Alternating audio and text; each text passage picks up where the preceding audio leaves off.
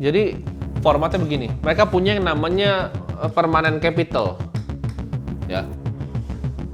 Permanent capital ini kunci, ini holy grail dari investasi, ya. Warren Buffett sama juga. Ini kan ini Harvard ya, kita Warren Buffett sekarang. Berkshire Hathaway. Ada yang tahu nggak portonya gimana? Instansi yang tahan ratusan tahun tuh apa? Ada yang tahu apa aja? Apa? Betul. Harvard.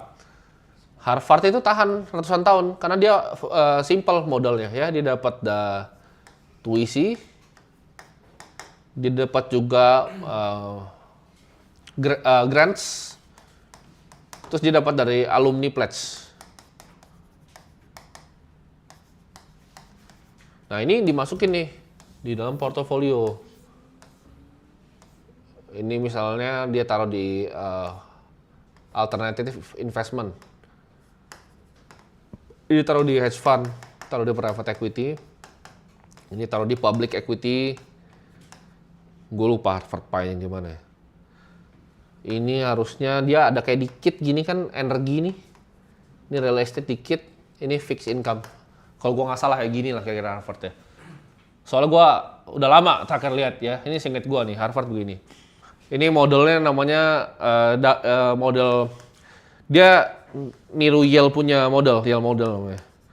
Ini David Swensen yang bikin. Jadi formatnya begini, mereka punya yang namanya permanent capital.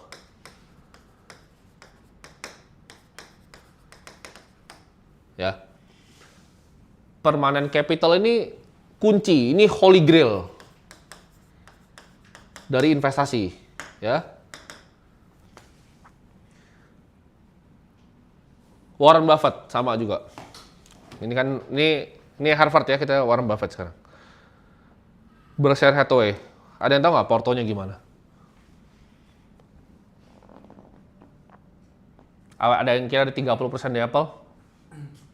Maksudnya di Apple sama Coca-Cola. Nah, itu apa namanya? Ajaran luar negeri yang kurang pintar itu. Karena itu semua diajarnya begitu. Jadi dia nggak salah untuk ngomong itu karena diajarnya gitu semua.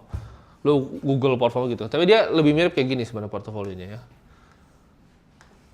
Ini Apple tuh cuma segini nih. Ini public equity semua ya, ini total public equity.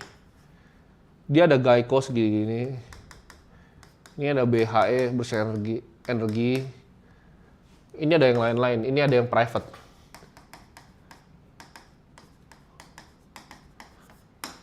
Jadi Buffett tuh kayak gini perusahaannya. Apple tuh cuman, segini kan saya. Salah, revisi. Segini. Kecil. Dia banyak kan di tempat yang lain, public equity mungkin segini. Ini potong gue salah nih. Ini US Treasury. Jadi Buffett itu very well diversified ya. Dan dia itu dapat uang dari Geico. Jadi Geico kan ada insurance float. Dia ada perusahaan yang dia acquire semua kayak misalnya Seas, Candies. Ini dapat apa? Perusahaan tuh generate apa? Cash. Jadi kalau lu lihat kayak mesin uang ya, itu kayak ada dari Geico, utamanya ada insurance float, ada Seas Candies. Nah ini baru di reinvest. Jadi Buffett model tuh agak mirip sama kampus sebenarnya. Tapi awalnya dia mulainya gedenya dari Geico dulu, gitu. Baru dia acquire yang lain dapetin dia duit. Ya. Jadi institusi yang tahan ratusan tahun itu semua punya ini, gitu loh. Kalau kalian perhatiin juga dari misalnya keluarga-keluarga ya, misalnya House of Medici, atau misalnya lu lihat Jakob Fugger, ini yang tahan Nathan Rothschild. Jadi kalau kan tanya idola gue apa ya orang-orang kayak gini nih, yang bikin keluarga tuh yang tahan ratusan tahun. Gue tuh nggak pengen cuman jadi kayak apa Konglo yang punya bisnis A, ya kan, bisnis A-nya bangkrut. Terus udah lupa keluarganya. Rothschild & Co, lu cari sampai sekarang masih ada. Itu bank besar sekali di London.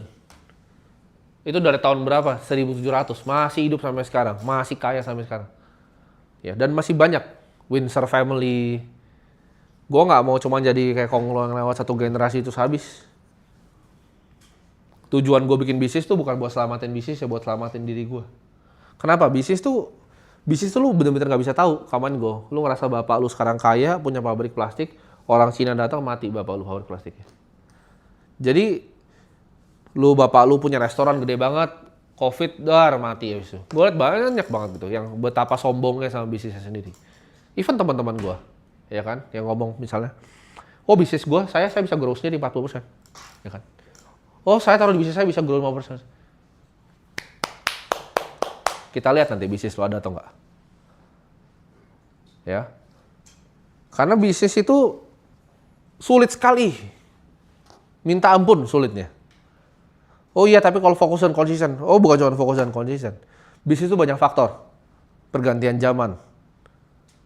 Karena gue kan analis. Gue lihat banyak banget loh. Bisnis 10 tahun tuh nol. Bener-bener nol. Itu banyak. Kenapa? Karena kompetisi. Ya. Orang nggak bisa berkompetisi dengan yang lain. Nggak berani berkompetisi. Jadi kalau dia bilang dengan itu menurut gue orang-orang yang nggak punya humility. Ya. Penting kita jadi manusia itu punya humility. Kalau gue kayak Buffett, gue ngerasa gue nggak jago gitu loh di situ. Meskipun mungkin kalau diadu pengetahuan bisnisnya dia kayak 100 banding 1 gitu sama gue. Pengetahuannya cuma manajemen dasar, marketing dasar, operasional. Kebetulan udah 30 tahun aja di situ makanya jadi kaya. Gitu. Tapi apakah dia bakal tetap ada 20 tahun lagi? Belum tentu. Ya. Satu aja regulasi terganti mati bisnisnya. Satu aja kenapa-napa, geopolitik hancur bisnisnya. Tapi kalau orang yang bikin hidupnya kayak begini, ini nggak bisa mati. Ini orang yang bakal punya capital untuk hidup selamanya. Tapi kan percaya nggak semua orang mungkin kayak gini. Gitu. Tapi kalau kalian tanya, apakah aim gue di hidup ini? Gue pengen bikin seperti ini, gitu loh. Gue bikin portofolio yang kira-kira ini bisa withstand perang dunia pun portofolio gue sekarang ya, gue masih hidup dengan aman. Dunia ini perang dunia ketiga gue masih aman pasti. Gue punya berbagai macam aset. Gitu. Jadi ini yang gue capai. Jawabannya apakah gue tahu arahnya akan ke sini? Iya, semi iya dan enggak. Gitu. Iya, gue planning. Cuman apakah gue tahu akan kemana ke depannya dunia? Gue bisa aja salah. Cuman kalau lu lihat tren tuh udah lama ya, lu biasa akan get lebih, secara directional lu akan lebih benar. Gue nggak mungkin salah untuk ngeliat humanoid 5 tahun lagi. Itu. AI 5 tahun lagi akan menggantikan manusia, itu gue nggak salah. Karena codingannya sekarang udah banyak yang diganti. Gue udah bisa bikin gue punya mau sendiri dengan codingan. Gue bisa bikin script Python gue sendiri sekarang. Dunia akan sangat berevolusi cepat ke depannya. Gitu. Jadi yang gue lakukan adalah cari forefront dari industrinya dan berinvestasi dengan prudent. Gue nggak pernah pengen jadi pengusaha. Pengusaha capek. Ntar ketika lu udah bikin bisnis, ya kan. Ntar misal bisnis lu 300 miliar, 500 miliar. Terus lu mesti bayar karyawan lu yang 2.000 itu. Gue mendingan orang lain yang ngurus karyawan yang bayar karyawan ya. Gue yang invest di sono. Tapi itu pun investnya gue sebar. Jadi kalau satu mati ya udah nggak apa-apa. Tapi sambil gue bikin ini kan dia sekarang. Ini udah banyak nih duitnya nih begini nih. Dulu begini nggak? Nggak. Dulu tuh dia lebih mirip begini nih dulu. Ini cash. Ini American Express. Kan. Ini Coca-Cola. Gitu. Kalau sekarang gue nggak ngeliat asymmetris bet yang lebih bagus dari Bitcoin. Gitu. Tapi kenapa gue ada yang lain gitu loh. Gue ada Moody's Corp, gue ada Nasdaq gue juga ada sedikit. Karena ya tadi risk of ruin ya gitu loh. Portofolio gue tuh udah signifikan. Jadi perlu lah 3% tuh ditaruh-taruh tempat lain, 4% di tempat-tempat lain tuh perlu. Gitu. Terjawab? Oke.